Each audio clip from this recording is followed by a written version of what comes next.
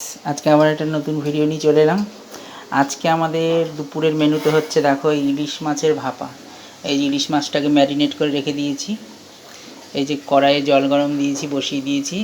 এইবারে একটা স্ট্যান্ড দেব, তারপর এই যে ভাপা ইলিশটা বসিয়ে দেবো। এটা ম্যারিনেট করে রেখেছি। কী কী দিয়ে বলছি: পোস্ত বাটা, কাজু বাদা, কিশমিশ বাটা, কাজু বাটা, তারপরে তার মধ্যে একটু টুকরো আদা, কাঁচা লঙ্কা, রসুন আর টক দই, এই কটা দিয়ে পেস্ট করে এর সাথে মাখিয়ে নিয়েছি। নুন, হলুদ আর একটু কালারের জন্য দিয়েছি কাশ্মীরি লঙ্কার গুঁড়ো। এই দিয়ে পুরো ম্যারিনেট করে আধ ঘন্টা রেখে দিয়েছি। এইবার এই মাছটাকে টিফিন কারিতে ঢাকনা দেবো, দিয়ে বন্ধ করে এবার এই ভাপে বসিয়ে দেবো। এই দেখাচ্ছি তোমাদের। কারা কারা এইভাবে ইলিশ মাছ ভাপা খেতে পছন্দ করো তারা অবশ্যই জানাবে। এইবার এই টিফিন কারিটা এখানে বসিয়ে দেবো। এই যে বসিয়ে দিলাম।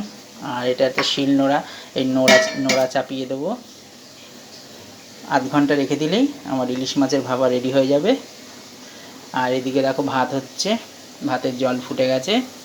এবার চালটা দিয়ে দেবো। চালে যে ধোয়া রয়েছে এখানে, চালটা দিয়ে দেবো।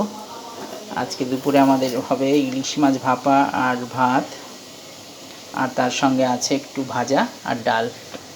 এই হচ্ছে আজকে আমাদের মেনু, দুপুরের মেনু। তো যারা যারা এইভাবে ইলিশ মাছের ভাপা খেতে পছন্দ করে তারা অবশ্যই জানিও কমেন্ট করে। ভিডিওটা ভালো লাগলে like, comment, share and subscribe. তো আজকের মতন টাটা।